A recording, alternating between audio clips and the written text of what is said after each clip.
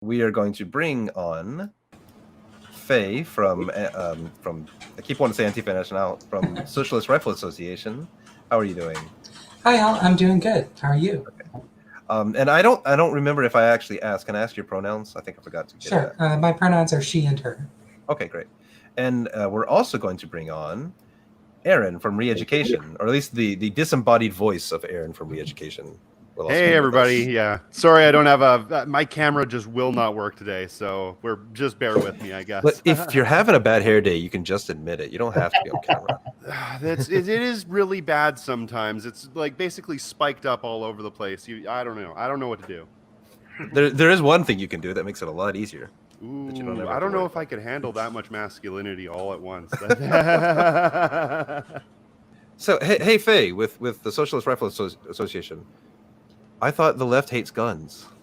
I know, and that's what everyone's been telling me, but here I am. I mean, yeah, so I'm a co-founder, former vice president of the Socialist Rifle Association.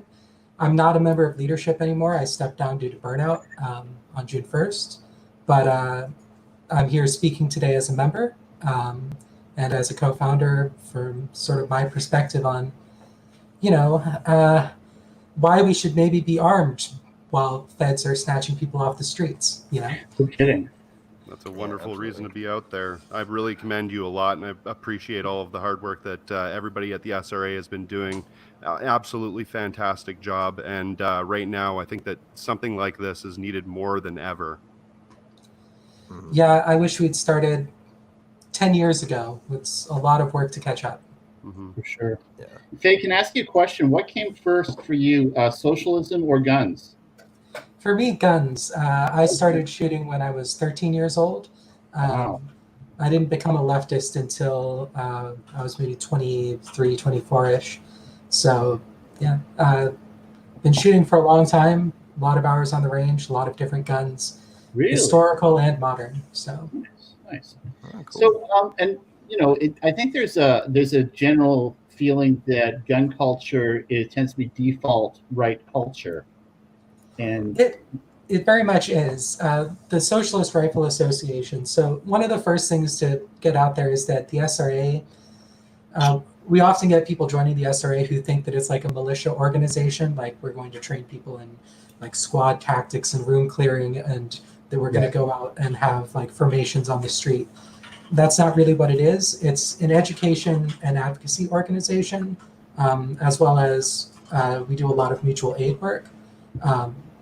But one of the core goals of the SRA is to create a healthier, left-wing, inclusive gun culture that's opposed to the sort of hyper-reactionary right-wing gun culture that dominates, that just dominates American gun culture.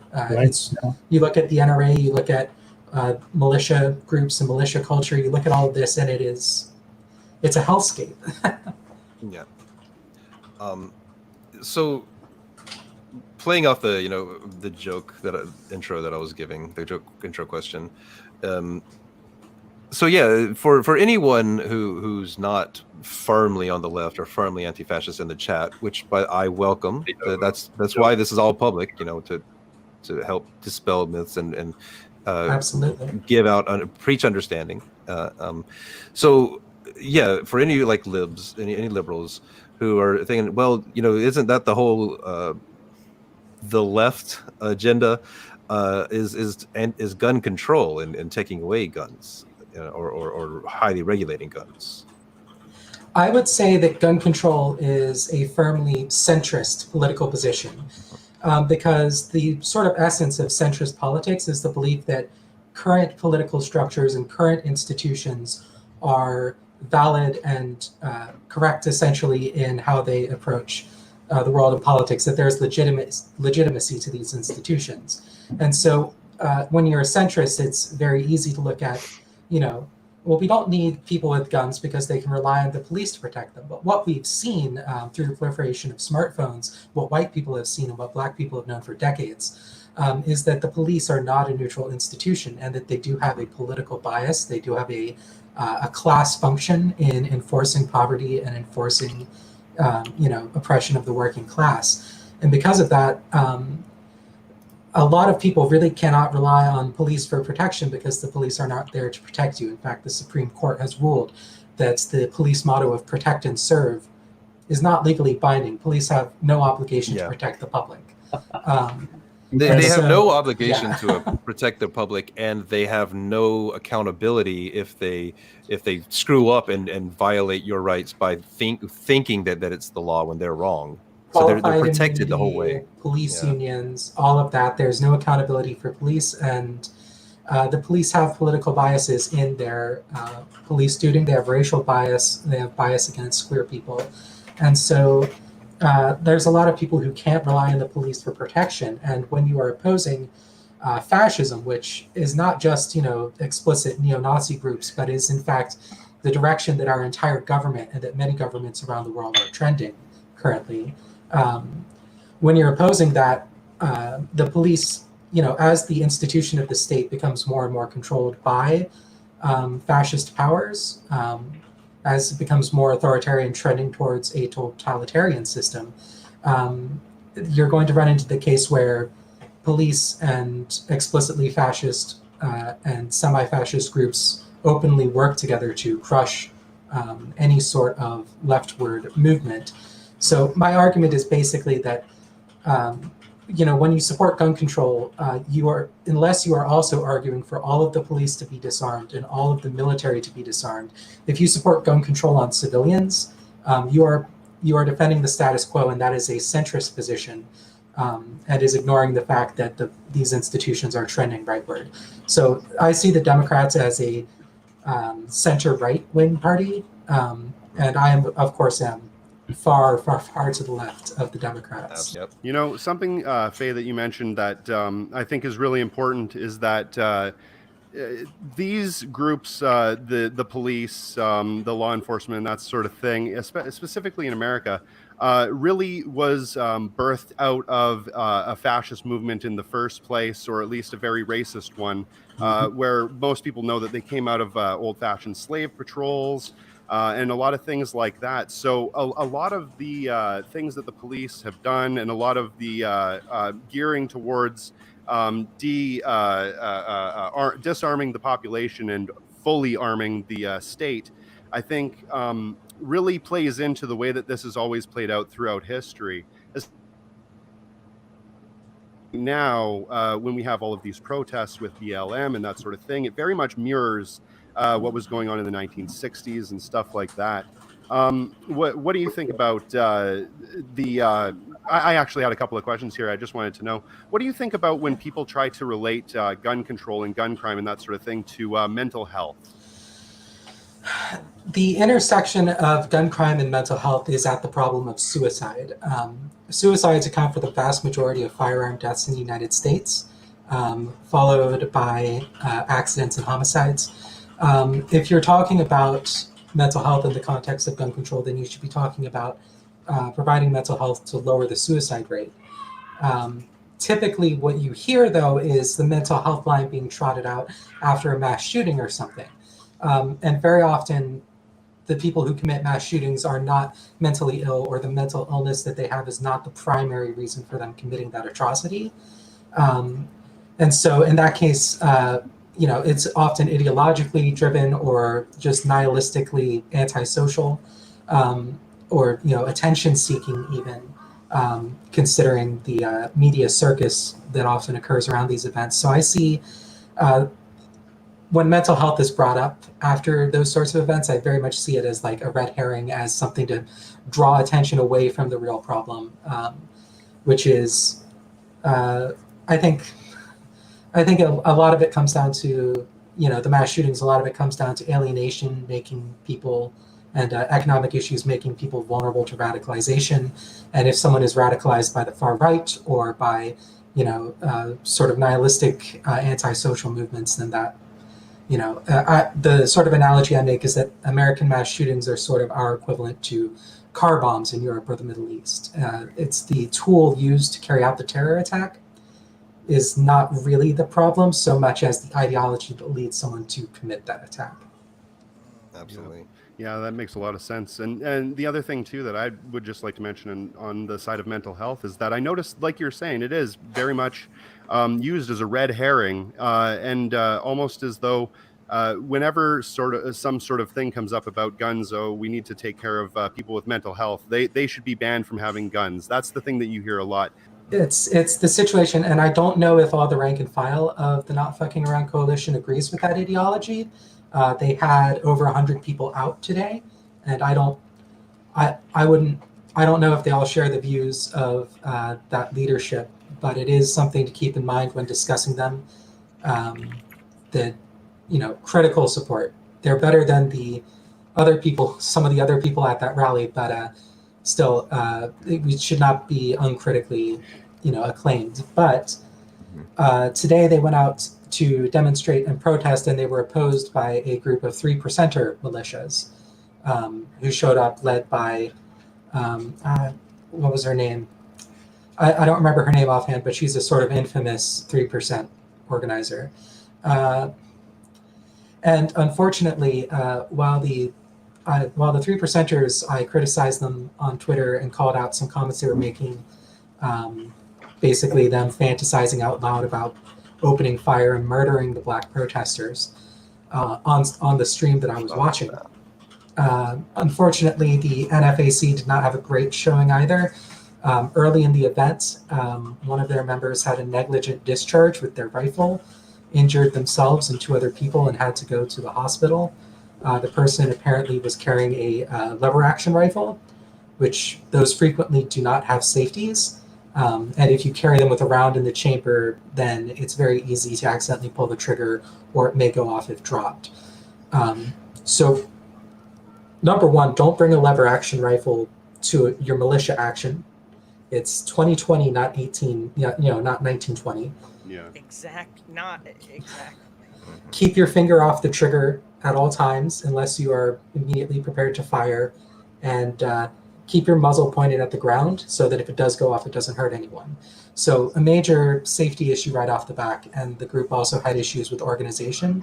That said, it's a very new group, and I don't want to be overly critical of their organization, because for the number of people that they had out there with guns, in their sort of semi-official uniform, for the number of people that they had out there for I think their second event, I think it went relatively well. The negligent, disregarding the negligent discharge, but we do have this issue that there isn't a history of militant, militia activity on the left where people can, draw from those experiences, and so.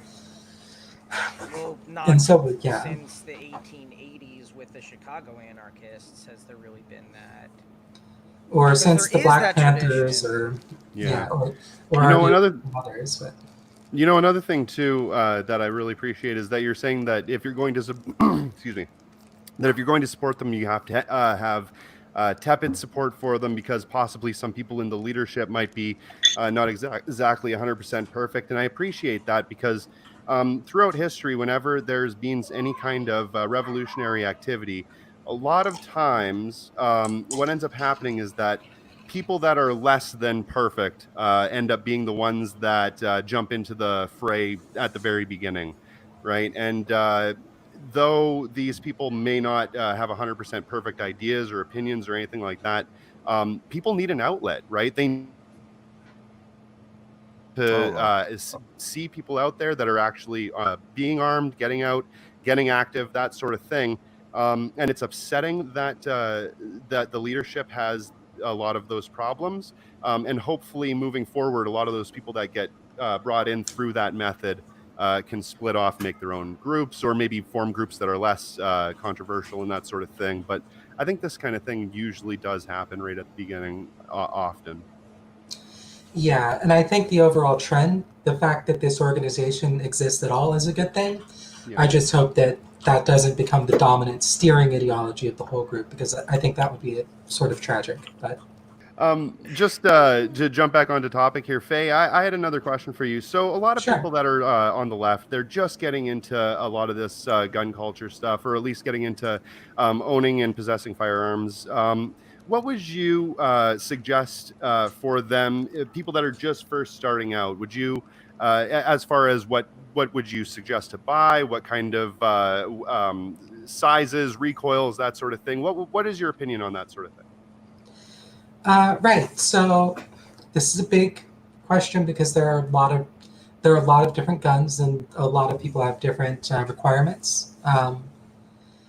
And also, the market right now is very distorted because of all the panic buying.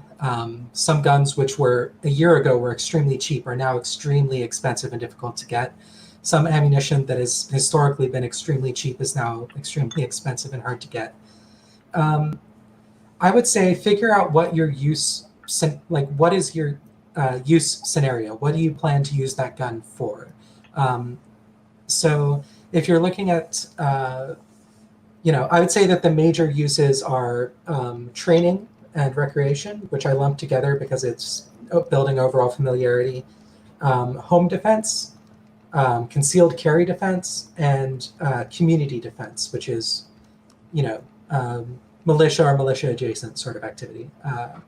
And so what I would recommend, if you're just starting out and you want something recreational or for training, just to build your fundamental skills, I would recommend a 22 caliber rifle or pistol, something like a Ruger 1022, a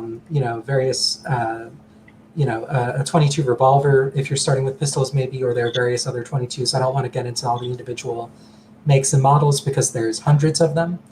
But if you just want to learn the fundamentals and get into shooting as a hobby or a lifestyle, then I would recommend starting with the 22.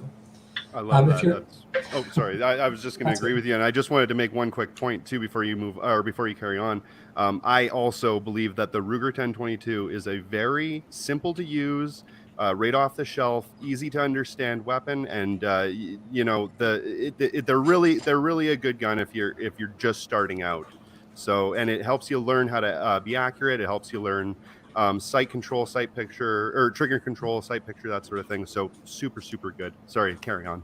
That's cool. I started on a Savage bolt action 22. So Love What it. about Love like it. a more budget friendly option for those of us who I don't know necessarily where the funds would come from, so I'm just like curious.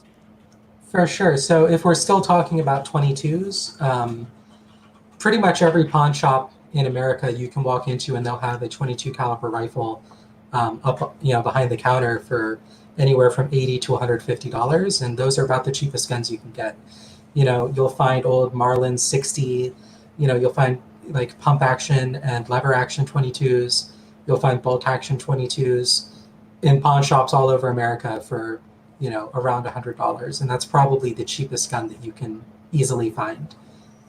And they're not ideal for home defense or things like that, but they are better than not having a gun at all.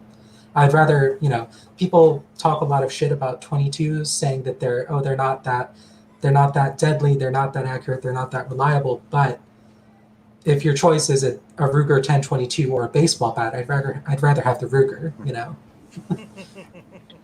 Absolutely. And so going into home defense, so home defense is, a home defense weapon is something that you're going to keep, near your bed or, somewhere easily accessible in your home. A weapon that you're going to keep loaded, but in a safe condition. You might keep the chamber unloaded, or, keep the safety on and all that.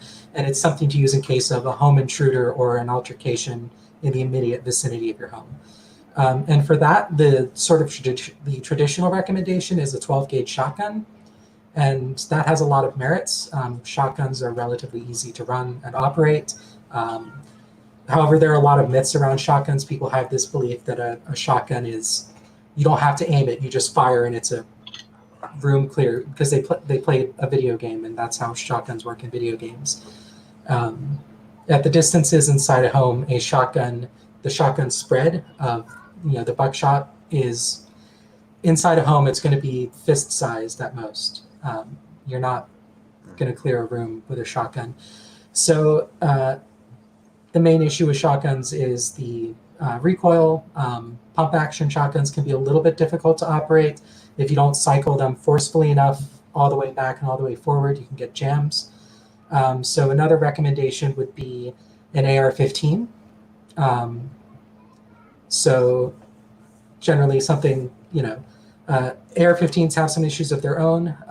They're a little bit more complicated to operate. There's more controls on an AR-15, but they are very controllable weapons. They are very, very ergonomic weapons, and they will do the job. The one thing I would not recommend for home defense, unless you have specific requirements for it, is a pistol. Pistols are actually very difficult to master. They're very difficult. It's very difficult to be accurate with a pistol under stress, because with a rifle or a shotgun, you have 3 points of contact. You have, your shoulder, your cheek, you have your hand, and you have your foregrip. So 3 or 4 points of contact. So you have a very stable. It's very easy to aim. Pistols, all you have are your hands, and so it's much more difficult. It takes a lot more training to be accurate with a pistol. So unless you are doing concealed carry, and then just happening to use that gun for home defense as well, if all you need is home defense, I don't think the pistol is usually not the correct choice. Yeah. Can I jump in just one more time and say, like, absolutely, for home defense. The other thing too that you want to think about if you're in a home defense situation is also penetration. Because if you fire off a round, there is a strong possibility your house is made up of drywall and little bits of wood and not much else. A bullet is going to be able to pass through walls really quite easily. There are a lot of demonstrations online that you can see how exactly how effective bullets are passing through walls. You can check out Paul Harrell. He has a lot of interesting information about that. So it is something to really take into consideration, and that's why you really want to know what you're doing and practice at the range and everything like that as often as you can to make sure that in those situations you're not caught off guard. You're not going to be jumping into something that you don't know how to handle, and you don't have that response where you just point anywhere sort of deal. So sorry, carry on. No, that's a very good thing to bring up, and I want to bring up some specific factors relating to over-penetration. You are legally responsible for everything that leaves the muzzle of your gun. Every shot that you fire, every projectile, you are legally responsible for. And if that bullet destroys someone's property, they can come after you for compensation. If you hit someone, if you miss your, if you have a home invader, you shoot them and you miss, and it hits someone in the next apartment or the next house, you are legally responsible for harming that person. And so, like you said, houses are made of drywall and sticks, and bullets will go through that quite a bit. One of the reasons that people recommend AR-15s for home defense is the ammunition they shoot, 5.56 millimeter. It's a very light bullet which travels very, very quickly, 2,800 to 3,000 feet per second. And because it's so light and traveling so fast, when it hits drywall, it starts to tumble through the air. And as it tumbles, it loses energy and becomes less lethal. Whereas shotgun pellets, buckshot or pistol bullets are much heavier projectiles usually, and are either round or closer to round. So either they can't tumble, or if they do, it doesn't slow them down as much.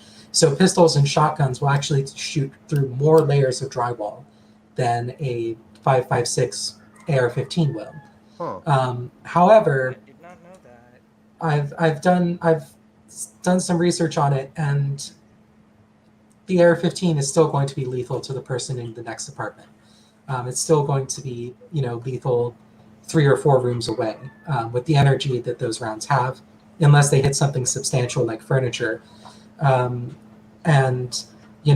It's an AR-15 penetrates less than a shotgun or a pistol, but I'm not sure if it's so much less that it makes the AR-15 the definitive best choice, because AR-15s also, because they're rifles, and if you're using a short barrel like you would for a home defense gun, you're going to have a lot of muzzle flash, which can blind you. You're going to have an extremely loud report. The sound of the gunshot is going to deafen you, probably much more than a pistol or a shotgun would. So that's something to keep in mind. There's a whole discussion that you can have around this. This is debated within the firearms community on the left and the right.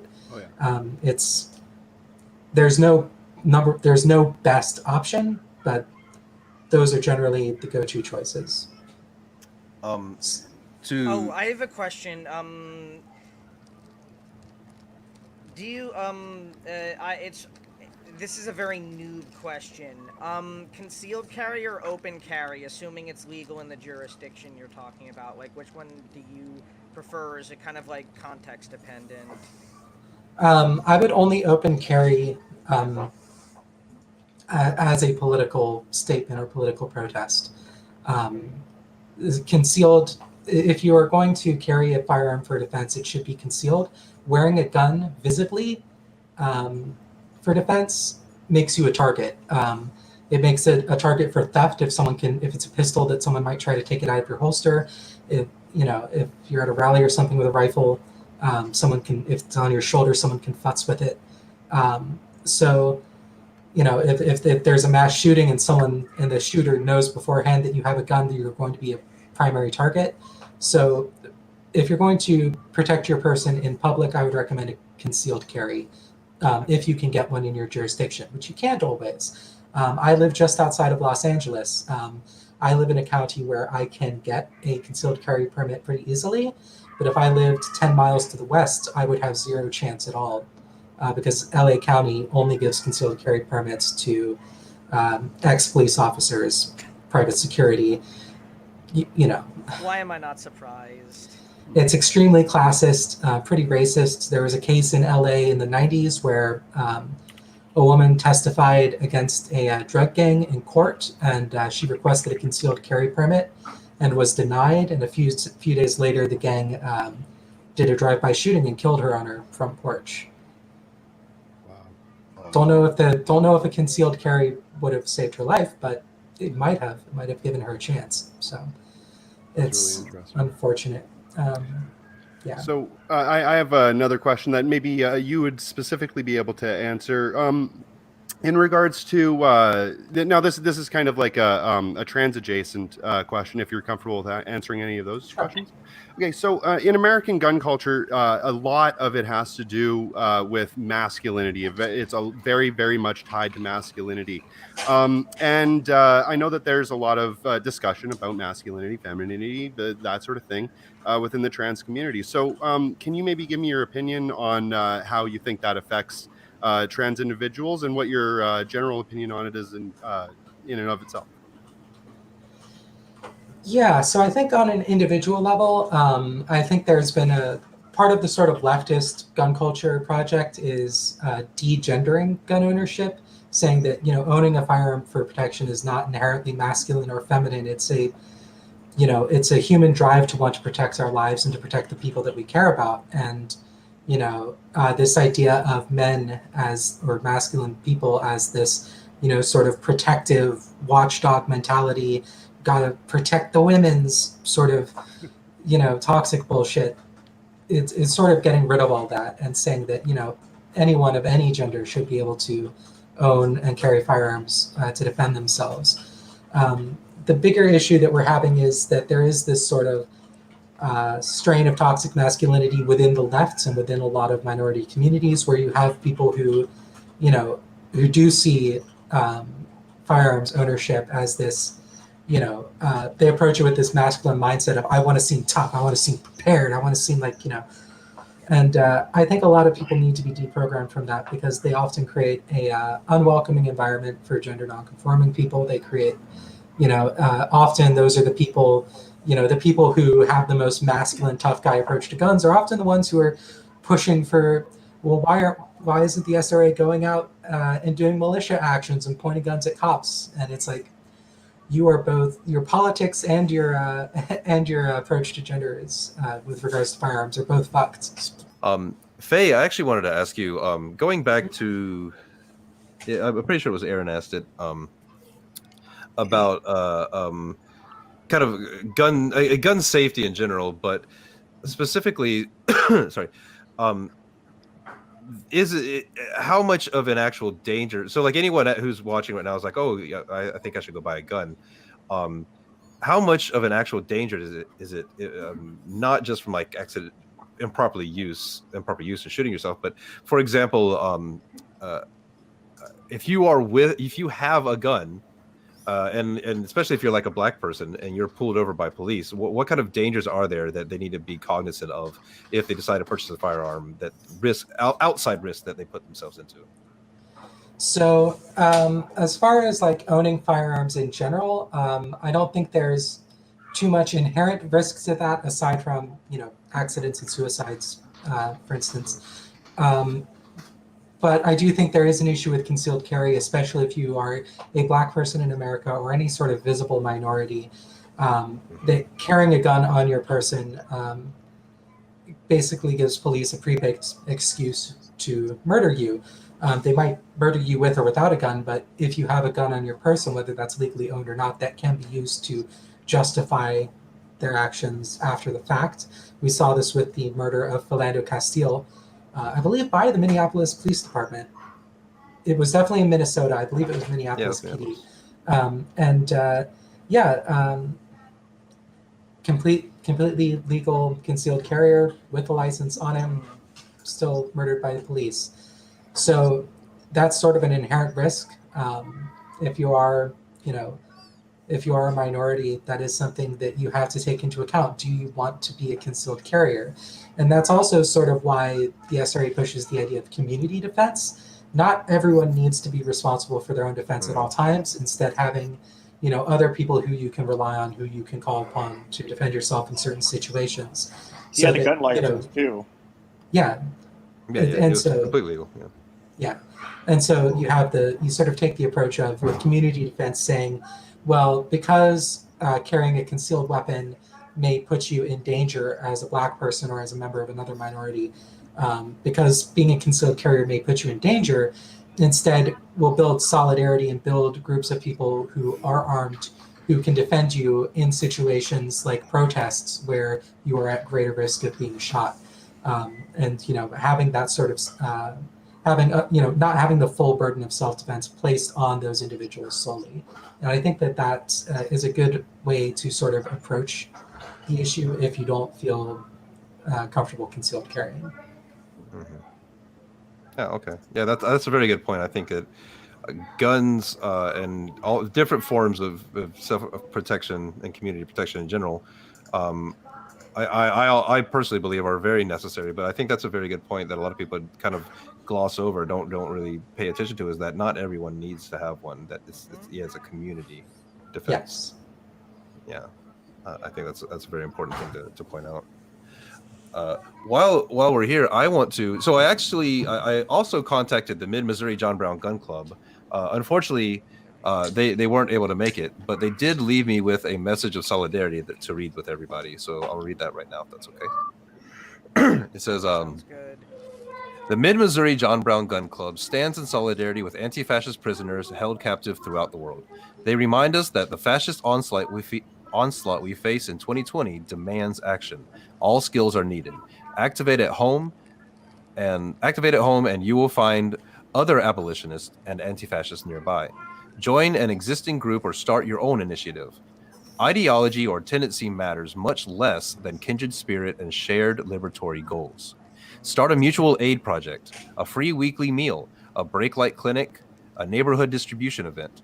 COVID demands more creativity, but creativity is exactly what can and must flourish to counter fascist decay while we build a new world in the shell of the old. Make connections and create coalitions. Understand the needs and gaps within our community, within your own community. Organize within your own neighborhoods. This is where revolution awaits. Love and solidarity, the Mid-Missouri John Brown Gun Club." Nice. I couldn't have said it better. That's excellent. Yeah. And that, I think that's a giant difference between the kind of the right talking point for guns and the left talking points for guns. Is the rights are it's very individualistic. First of all, it's this is my right. It's all about I default get it. Which is a very privileged take, or very what's the idea?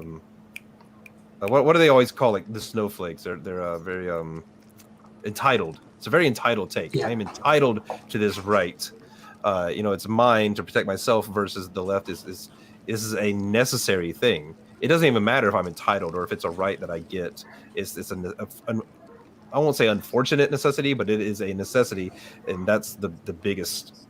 That's what comes first, is that it's something we have to use. Exactly. For the community.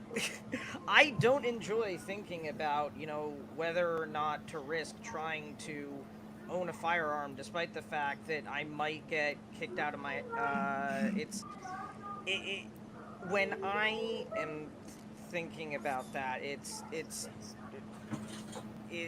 you know, shit is really going down, but at the same exact time, we need to try to make sure that we just remember that we didn't want this, but at the same exact time,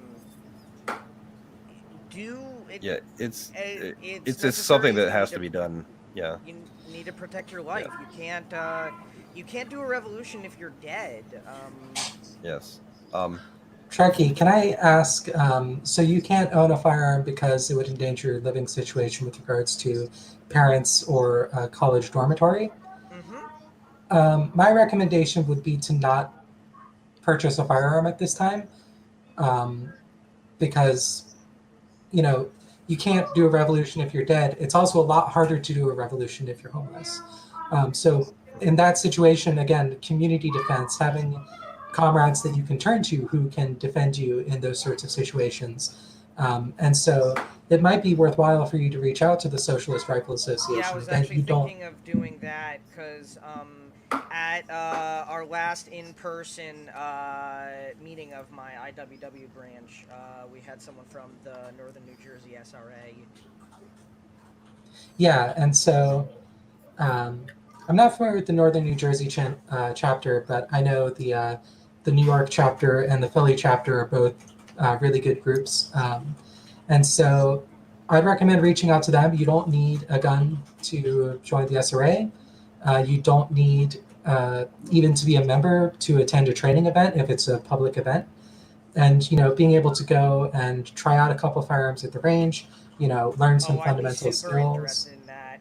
Yeah, for Absolutely. me, I more want to learn gun safety and, you know, basic stuff because I am very unsure whether I'm going to be able to own a firearm in the near future, but I want it, you know, in case shit really hits the fan and or shit even more really hits the Yeah.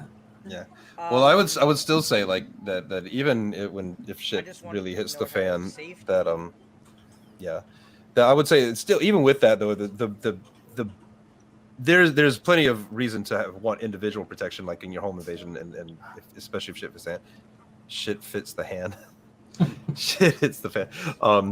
But I would also say that, like, but that first and foremost, which, correct me if I'm wrong, Faye, like the community aspect of that is going to be the most important thing if shit hits the fan on a political and revolutionary aspect anyways.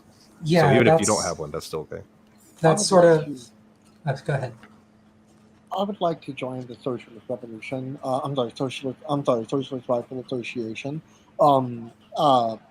which I just recently moved to a more convenient area within the metropolitan area that I believe has the Socialist Rifle Association, whereas before I lived way too far to properly like attend the Socialist SRA like gatherings. So I feel like I'm able to like be a part of it and contribute. And like I actually have a job now.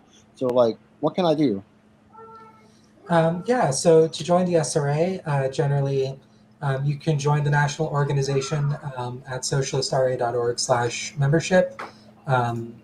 It's $25 per year. It's that's cheaper than like DSA or IWW or the NRA for that matter. It might be more expensive than IWW student dues, but you can join the national organization and they'll put you in touch with your chapter. Most chapters have their own vetting process and onboarding process just to weed out anyone who is, you know, maybe a fascist infiltrator or someone who is reactionary.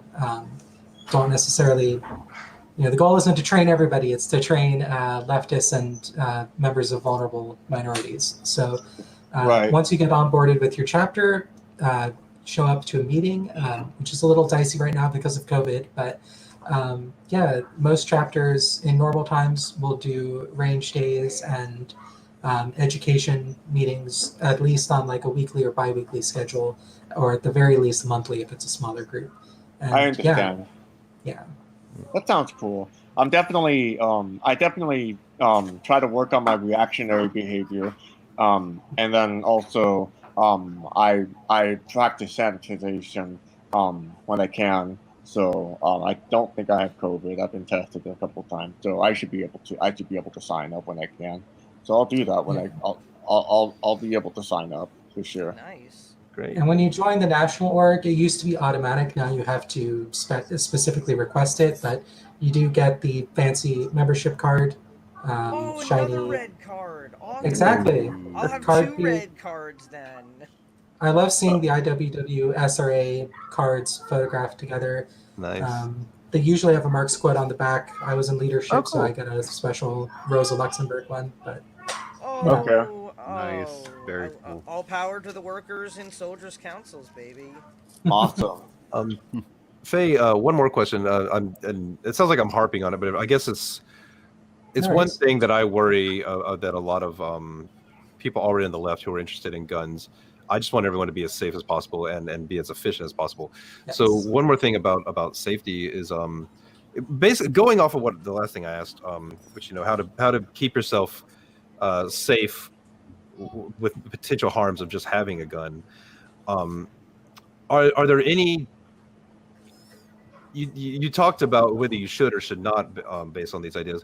What are if someone decides, okay, I'm going to get a gun, are there any tactics or any tips someone might have to stay safe in the realm of so like for example, Bo of the Fifth Column had a great video on when he was training cops about like things like tunnel vision and panic with like if they are faced with a police officer or if they're faced with a home invader or a fascist or someone. Is there any do you have any tips? Are there any tips that kind of can mitigate those emotions and those phenomena that take over in a dangerous situation?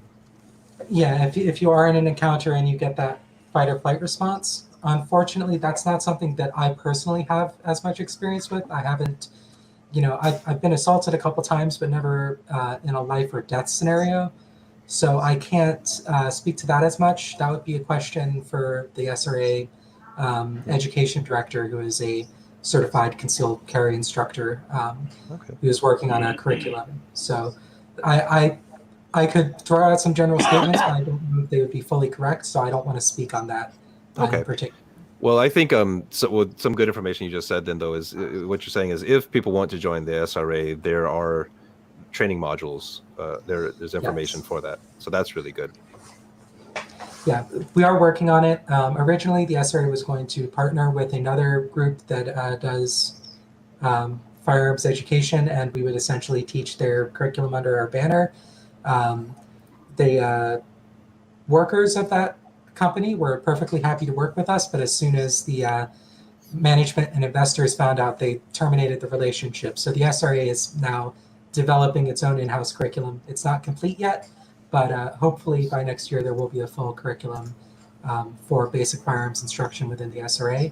As it stands, most chapters focus on teaching the fundamentals and accumulating information from various sources with advice from our education director. I have a question here. Okay, so I don't really know if this is something that you guys do, but does the SRA work to try to get more people involved in the SRA? Like, do you have like any kind of online campaigns or ground activity, that sort of thing going on? The SRA has never had an issue with recruitment. Okay. The name alone and just our existence and the stances that we take is to put it this way, the SRA just from the beginning of this year to the present has grown from 3,000 members to over 7,500. Wow. Nice. Wow. It's now probably the second largest socialist organization in the United States after DSA. The Communist Party USA may or may not be larger, but it's substantial. Wow. And too much growth can be a bad thing. It's the SRA has had to really expand its infrastructure really quickly to handle this huge influx of people. But I think the organization's doing an okay job considering the situation with COVID and the uprisings. It's a lot going on, but there's never been an issue with drawing people to the SRA simply by the fact that we are educating people, doing mutual aid, doing training, just the mere fact that we exist, and that this is an option. There's such a hunger for this sort of training and education already that as soon as people find out that we exist, a lot of people join. Yeah, Very cool. I love it. It kind of sells the name. It sells itself right in the name. Like, what is the social? Tell you what. So someone had a comment in the chat, which I don't subscribe to 100%, but I figured I'd let you talk about it if there's validity to this or what issues there might be. It says, isn't de-escalation, de-engaging, and running away your best weapons against fascists in order to keep yourself safe? I mean, yes and no. I mean, if you can avoid a violent confrontation, you often should.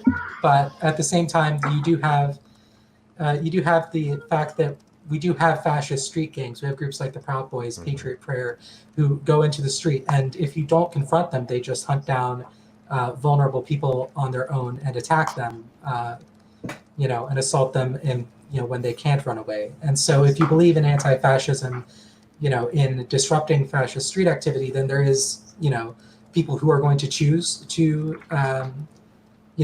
engage in violence with fascists to disrupt their street activities.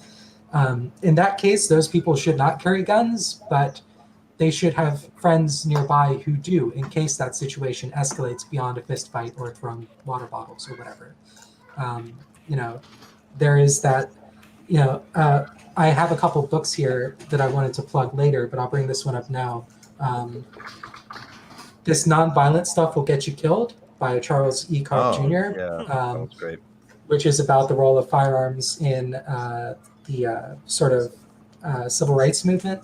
And one of the things that is brought up in that book is the fact that there would be, pacifist, nonviolent protests of people simply sitting down and allowing themselves to be beaten by racists. However, often in those situations, there would be people, Black people or allies nearby with guns to step in if things got too far out of hand. And also, many civil rights leaders had guns and had, friends and comrades with guns to help defend them when they would be, targeted. MLK Jr. Would frequently have a shotgun in every corner of the house in case he was attacked, and would have armed bodyguards, because when you get into activism, when you are doing things in the real world, you become a target for fascists and other people, and you need that ability to defend yourself. So if you can avoid violence, if your activism is not violent, anti-fascism, which is valid in many cases. If that's not your praxis, then running away is often the best option. But if you are cornered, you need a means to defend yourself. Yeah, I think it depends on what you're there for. Are you there as a bystander who's been accosted or gotten to a bad situation? Then yeah, I have I used to take jiu-jitsu for self-defense or Brazilian jiu-jitsu, and yeah, the absolute most the highest priority is just avoiding the conflict if you can. Yes. But if you're out there as anti-fascist, as doing doing activism, then it depends on you're gauging the danger of the situation, of course. But yeah, you're out there to have some form of conflict, even if it's just a verbal or confrontational, some type of confrontation, I should say. So yeah, running away might not be exactly it's counterproductive. Like if you want to defend yourself from tear gas, you can either run away or you can bring a shield and a leaf blower. Those are both valid choices. It depends on what you're there for. Yeah, absolutely. Faye, I have another question for you. So there are a lot of people that are fresh socialists who used to be liberals, who believe that the only way to solve gun violence is to ban all guns and that sort of thing. What do you say to those kinds of people? We got another dono, by the way. Yeah. Oh, nice. I would say That's great. Can you find a way to confiscate 350 million firearms from the American public without having, you know, enforcing that with massive federal confiscation? Right. And can you explain how that confiscation will not unevenly target the poor and Black communities? Can you explain how this will not lead to federal agents bursting into immigrants' homes, taking their firearms, and then using it as a reason to deport them? Any sort of gun control that relies on the existing American state is fundamentally going to be, it's fundamentally going to, its enforcement will fundamentally involve all of the same racist and colonialist and fascist tendencies that our government already has. If after we solve the issue of America, once we solve that issue, maybe we can talk about disarmament. Maybe we can have that conversation. But as long as the police have guns, as long as racist militias have guns, as long as right-wing nut jobs have dozens of guns that they can pass out to their racist friends if shit hits the fan, and the left is relatively weak in comparison, as long as that's the case, I don't think that having feds and cops go into minority communities to disarm people is going to help the situation. I think it will make things worse. Yeah.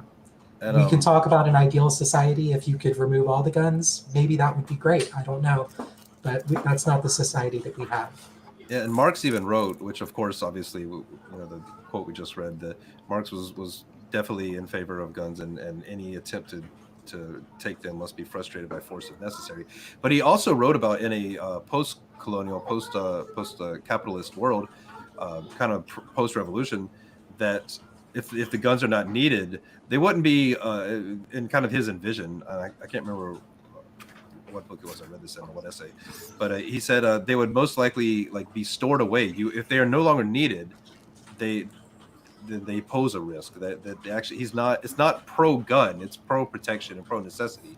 So once they are not necessary, unless it's like some you figure out a way of sport shooting or something, whatever, Yeah. but they would be stored away in case they were ever needed again. But the whole point is, it's not that it's just because it's our right, it's because it's a necessity. Yeah. Just to comment on that, one idea that has been fostered by many people within the SRA, one way to approach gun ownership in a post-capitalist society is the idea of community armories. And those could operate differently depending on what your vision of socialism is. Is this controlled by a socialist state? Is this, libertarian socialist municipal control? Is it totally anarchist? Whatever your implementation is, the idea that militarily relevant arms are kept under lock and key, but are accessible to working class people who can then use those guns to defend their community, to defend themselves in the event of a military situation, or of something like a hostage situation or mass shooting or those sorts of environments. Having the community be able to defend itself and to have those arms available, but not having them out among the general population at all times. And I think that's a good middle ground. But depending on the implementation, people may or may not agree. I certainly wouldn't agree with like a state-controlled community armory. But if that's your flavor of socialism, then we're not there yet. Okay, go ahead. Hey Faye, first of all, I want to say it's nice to meet you. I've watched you on American Johnson stream, and it's nice to meet you. I've actually endorsed the Socialist Rifle Association on my YouTube channel a couple times, so I want to say that I support you. And then I do have to go after I ask you this question, because this has been on my mind lately. But how can I the question is that there's gonna be a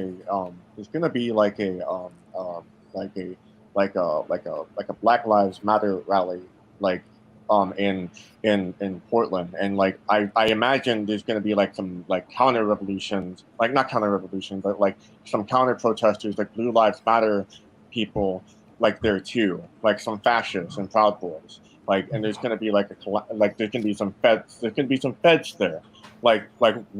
Should the Socialist Rifle Association be there too? I don't know. What do you think or like should there be like some like people like armed like open carry and things like that too? Like, what do you think about that?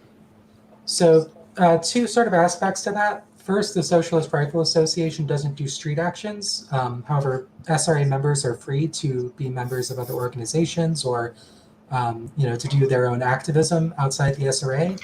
I'm sure that many SRA members are involved in these protests already. But the issue in Portland, Portland has banned open carry within its city limits, and has also put some heavier restrictions on concealed carry. I've heard conflicting reports about whether it's completely banned or not. I haven't fully read the local laws, but it's more difficult to conceal carry than it was a couple years ago. So I think that as far as firearms, I don't think that there should be any sort of left-wing armed march unless there's a specific situation where people are willing to break that law for a political statement. Right. And that's a decision that community will have to make itself.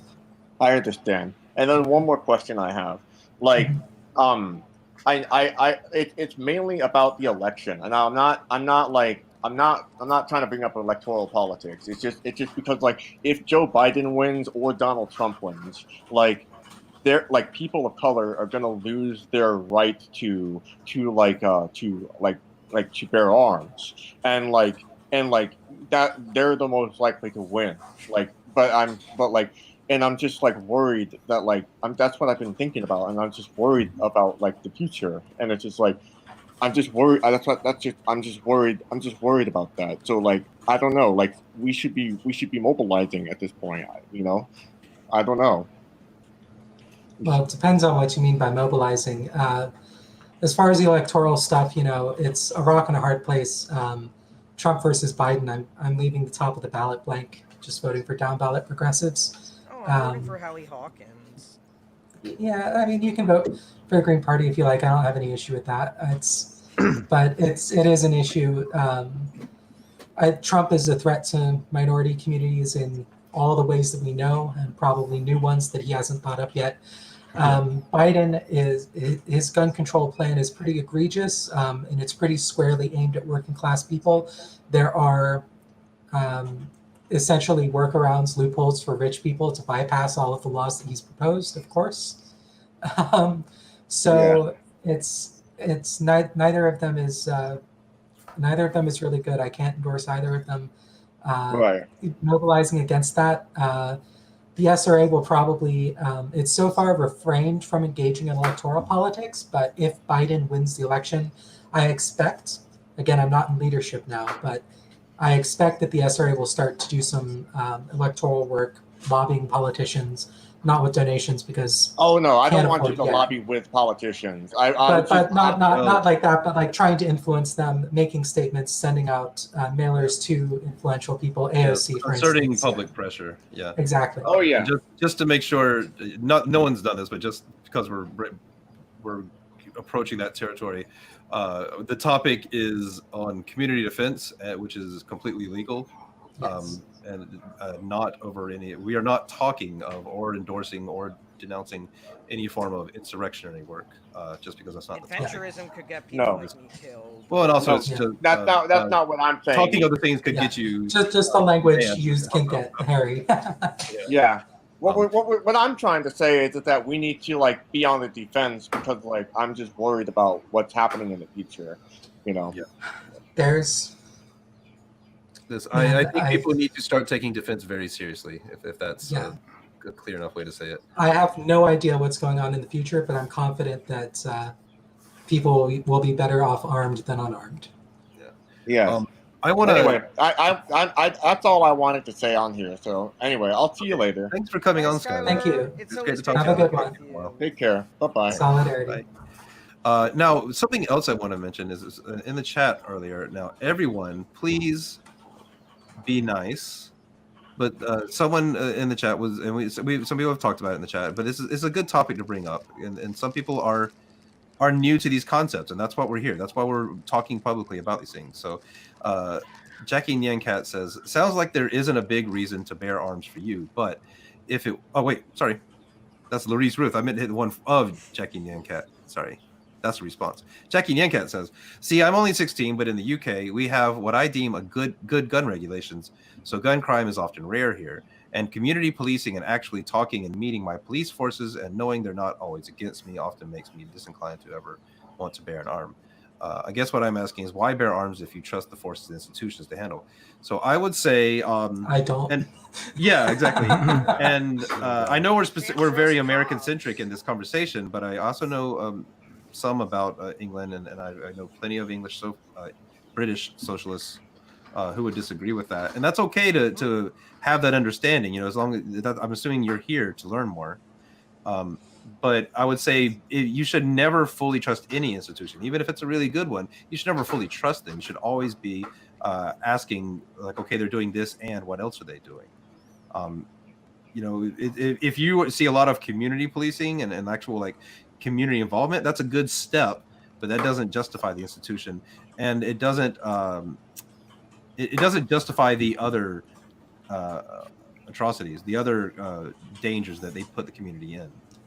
The police are one tool among many that the state can use to oppress its population, and they can be deployed by different countries in different ways. In the UK, if you are, you know, a white British person, you know, if you're not exceptionally poor, then you may well have a decent relationship with your local police. But then ask how poor Middle Eastern and North African immigrants are treated by the police. Yeah. Ask how Irish people were treated by the police during the Troubles, and you'll see that the police can be a very Ask how most Jews like me have been treated for most of history. Yeah, exactly. And if I can add too, yeah. it's like the other thing too is even if you blindly, completely trust everything that your government says, what happens when the next person comes in? You know, and that person might not be as easily trustable. You know what I'm saying? What happens when Britain gets its Trump? Boris Johnson is in that direction, but he's not the same. But yeah. I interrupted Silver Spook when I said that. My bad. Oh, yeah, I haven't said anything, so I should probably say something. But hey, everybody. So as you know, the resident person of color, fuck the police. Generally speaking, yeah, I was just kind of thinking, like, I don't really know where exactly. I can say, like, you know, like I would agree with all the points about, you know, yeah, I've witnessed police kill people, and it's terrible. I've witnessed people my skin color kill each other, and it's terrible too. And so I have to say, like, I kind of, you know, I obviously, like, for all the reasons that we're saying, right, we have to be able to defend ourselves. At the same time, like, I'm always worried because I've seen what gun violence can do in the hands of 14-year-old meth dealers who have no other option except to shoot each other and sell meth to make enough money to pay for their, you know, their exorbitant rents. And also, I've seen police do horrible things to those same people, and it's disgusting. I will agree with this. America, as a country, this is the Hawaiian flag. Somebody who has directly fought the U.S. military and the United States police and its militarized police and all of its fucking aircraft, including B-52H Stratofortresses, which they bombed their fucking mountain with, and they're gonna bomb some more pretty soon, I think. But they don't drop it on our head like in Iraq or in Vietnam. They drop it like 6 miles from our head, so it sounds like thunder. So maybe we'll have the socialist F-35 Pilot Association one day. We'll see. That is Vietnam. Never mind. Anyways, but I mean, kind of all kidding aside, I do think that, like, just like it is important that we are prepared to defend ourselves, and like we don't necessarily, like, I know in this community here where we are on the Big Island of Hawaii, which I would say is the least colonized areas, like who we have twice the rate of veterans of the United States military here.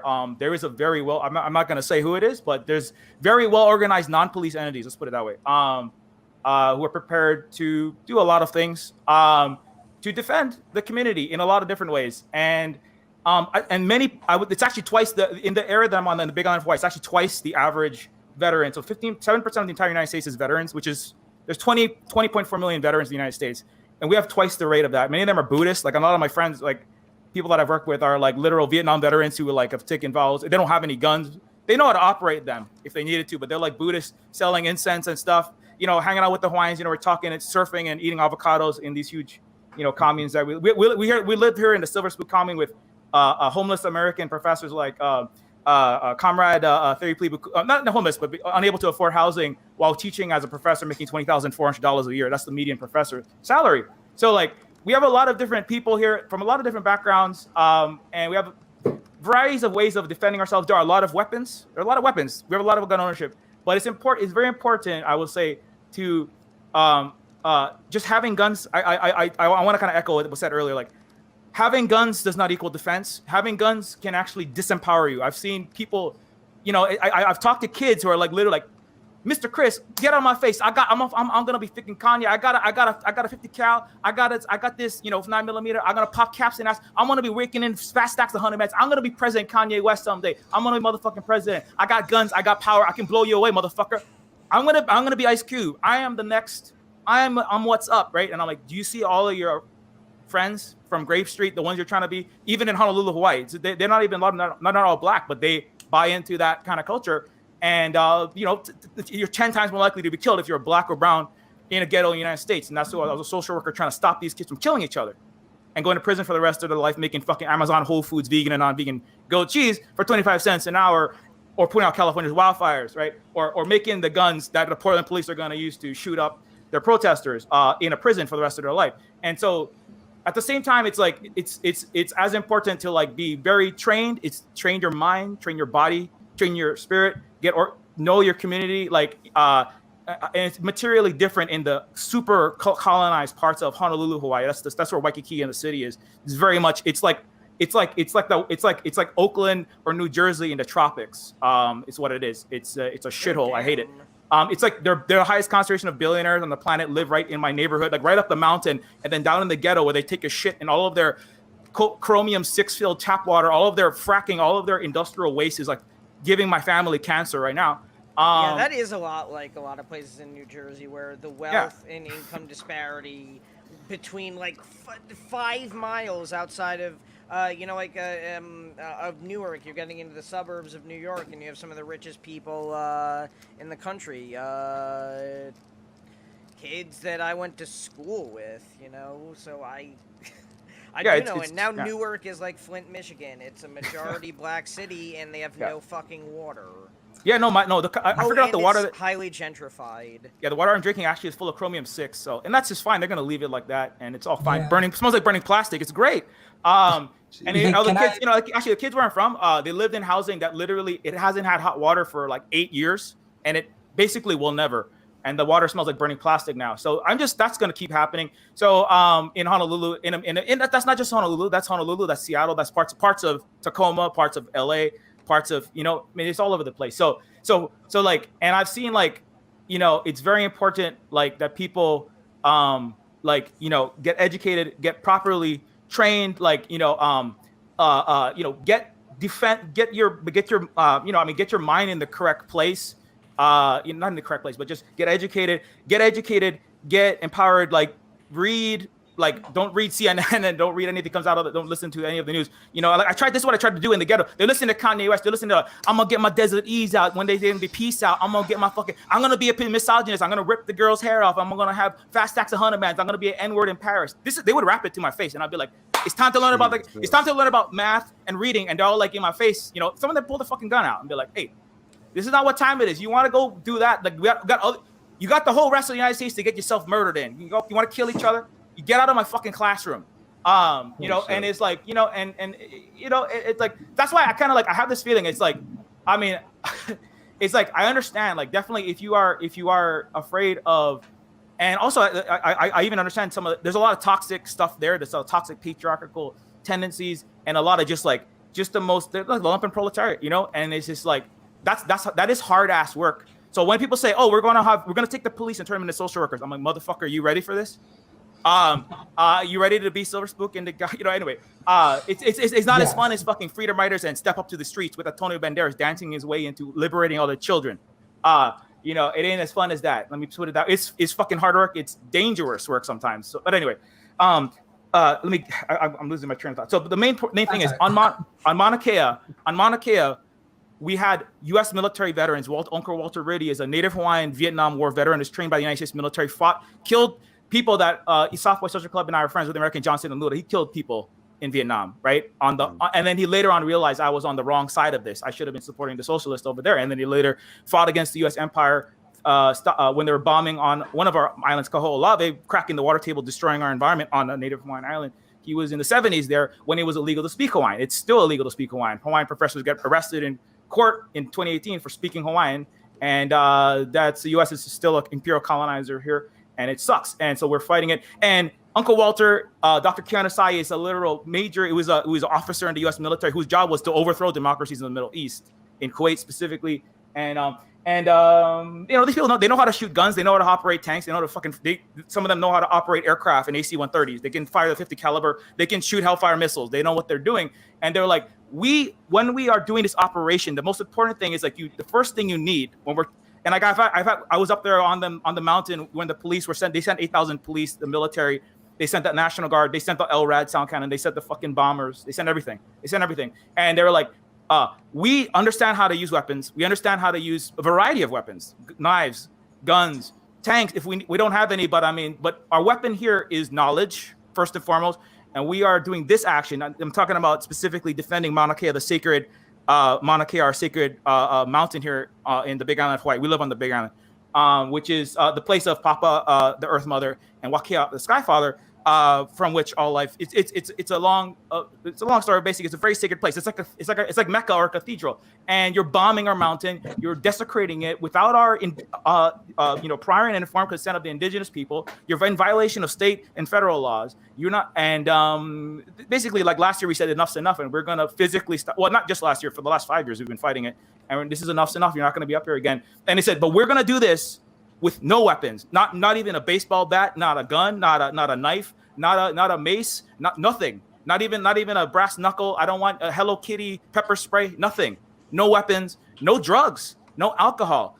We're in kapu aloha, sacred ceremonial practice, because in this moment, right, because we have our most important weapon. This is what Dr. Keanu said. He's like, my job was to overthrow socialism. My job was to destroy democracy for the benefit of the military-industrial complex, Lockheed Martin and Jeff Bezos' billions that he's working with Amazon Web Services. My job was to do this. And let me tell you, the most important thing is to be able to project power in a situation. You have to understand the historical context. You have to understand your present situation. You have to be, mentally prepared, because when they start sawing Hawaiian flags in half, when they start demolishing your Hawaiian library with your books, you have to be able to control yourself, your mind, and your body in that situation of chaos. And what they want to do is they want you to lash out and attack the police physically. They want you to attack. They want you to attack because that will justify what comes next, which is we don't have to just drop the bomb 6 miles from you anymore. We can tar and feather you in the media. We can destroy the optics of what you've built, everything that you've built. And because they were lying about us, they're saying, oh, these Native Hawaiians, they're a bunch of filthy, smelly little N-words of the Pacific. You're savages. You are defecating and pissing all over your sacred mountain. You are dropping drug paraphernalia. There's bottles and hypodermic needles. You are a bunch of filthy little, why is my taxpayer dollars going to pay for your little meth babies?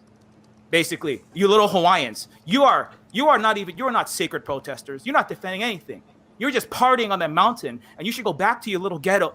They didn't say specifically those words, but that's what they implied with all the dog whistles. That's what he said. The governor of the state of Hawaii.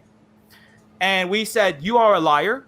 You are, and we had to, you are thing-wise. We are not violent. We are not defecating on our mountain. We have porta potties. There is no trash, not a single piece. I've been up there several times, and I never found a piece of trash because everybody's cleaning everything up, and everyone was in lockstep. Nobody's armed. Nobody's fighting. Nobody's drinking. Nobody's doing any drugs of any kind. Nothing is happening, and we had video evidence, and there was no way. And they were trying to get video or something of us trying to provoke something, right? Something to show to all of their white racist Americans who occupy Honolulu and who control the capitalists and the government and the businesses in Hawaii, that these are the savages that you thought, and try to bring, and that was part of the strategy, right? So this is a it was a longer term strategy of like, we are not going to physically bring any kind of weapons. We're not going to provoke anything. We're going to be in this. Now that's for our situation. I'm not saying that's not every situation, but like, again, it's first and foremost, the knowledge and the consciousness of your mind is your most important weapon. Having a gun without having the knowledge, without having the history, right? Which is what I didn't have. When I grew up with no Hawaiian history. I was taught, you're an American, put your hand over your heart. You're not Captain America. You're not Luke Skywalker. You're about 3/5 of a human being. but you know, you're an American, kind of. You can maybe dance hula in the fucking hotel somewhere. You can pretend to be Jason Momoa, maybe, you know, but I mean, you're not, you know, but you're not a Hawaiian. Those are those dead savage people. They're all gone now. They're all backwards little kahunas. They never brought anything good to the world. America saved them by building the roads and electricity. It's all a lie. Hawaii had electric lights before the capital of the United States, because we had a higher literacy rate than America ever had. So so the knowledge is the most important tool, and then the community organization, like we're saying, and so I don't know, and guess what? We have defeated a $1.6 billion capitalist corporate project, the 30-meter telescope, in collaboration with Intel Corporation, one of the fifth richest, top 10 richest people in the world, and more. University of California system, Gianna Napolitano, ex-Homeland Security Director, Justin Trudeau, horrible Canadian. So shout out to Lottie Blix. Fuck Canada and your fake white. You three oil companies in a trench coat with a stupid hat, carrying a gun, doing blackface. Fuck Canada. Fuck Canada. And you know, Japan and India have already pulled out. So let me just say, like, so we have had a material victory here. We are pushing back capitalism. We're pushing back against tourism. We're like now electoral. Our people are moving into the government.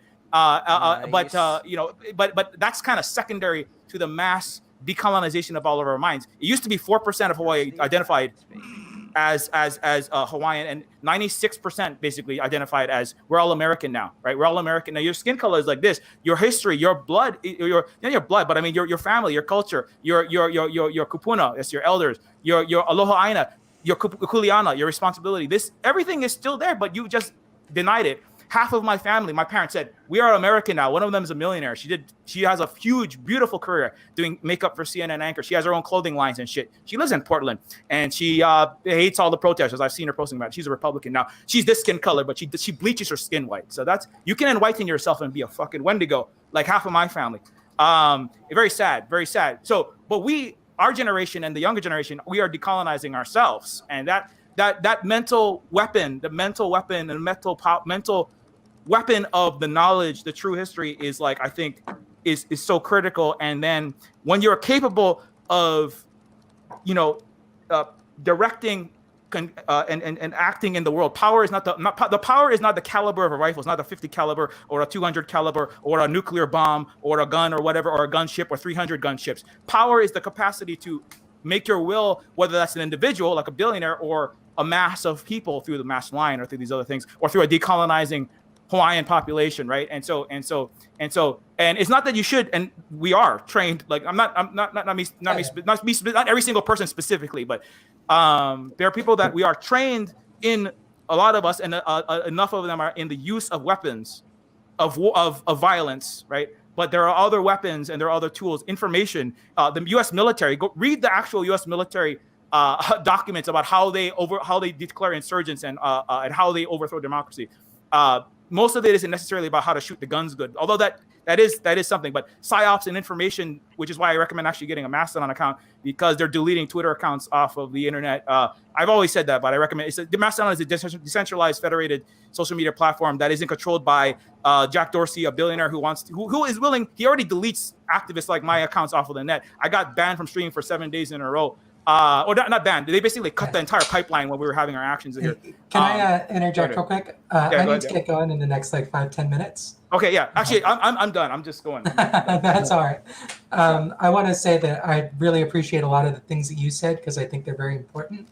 Yeah. One of the big inspirations for me with the Socialist Rifle Association was the Black Panthers, and the fact that they took, defending their community beyond just having guns and confronting cops, and went beyond it to education, to feeding hungry children, to having all these workshops and mutual aid programs within the structure of the Black Panthers, which was just as impactful or more impactful than the guns themselves. And that's something that should always be understood, that firearms are a tool, and you need to, as a part of your strategy, as a part of your tactics, decide how and where you are going to use firearms to advance the goals of your project, whether that's anti-fascist, decolonial, socialist, anarchist, whatever. You need to figure out, how do firearms fit into your praxis, if they do at all. And, firearms ownership, just promoting everyone to own guns in general, is a really bad idea if you don't pair that with education, if you don't pair that with a healthy gun culture that treats firearms as a deadly tool, as a weapon, which needs to be respected as a weapon. And so I think that's very important. And I think that, anyone who wants to get into left-wing firearms ownership should look into the Black Panthers. Not a perfect organization, but they did a lot of things right. And I think that understanding their approach to community defense is really fundamental to what I did with co-founding the SRA. So before I log off here, a couple things. First, an organization that I had on my podcast last month, relatively recent organization just getting off the ground, is the Latino Rifle Association. The founder of that group is actually moving to the Big Island. So maybe he can hook in with y'all, stand in solidarity with the Mauna Kea protests, which, by the way, are a fantastic example of community action. One of the best actions in the United States, in recent memory, in my opinion. But I can maybe put him in touch with y'all later. Aside from that, read This Nonviolent Stuff Will Get You Killed. Read Revolutionary Suicide by Huey P. Newton. Understand these concepts of community defense and how they've been applied in the past. And if you want to get armed and trained, if you want to, be prepared for either home defense or using firearms in a political fashion, definitely check out the Socialist Rifle Association for, education and training and, finding a community of like-minded people. But thank you so much, everybody, for having me on. Solidarity. Thank you for coming on, and there's been just a ton of good information in this last hour or so. Agreed. Thanks for coming on, and I definitely, I think it's very important for everyone to get to learn to defend yourself or defend your community in one way or another. I'll leave you. You may have seen this image, but I'll leave you with this before you go. Which, Nice. Yeah. I'm just gotta jump over the liberal gap, and you get your. Nice. Just tiptoe past the I love centrist. that. Yeah. I love that. All right, everybody. Solidarity. Have a good one. Solidarity. Solidarity Day. Thank you so much. Bye. Bye.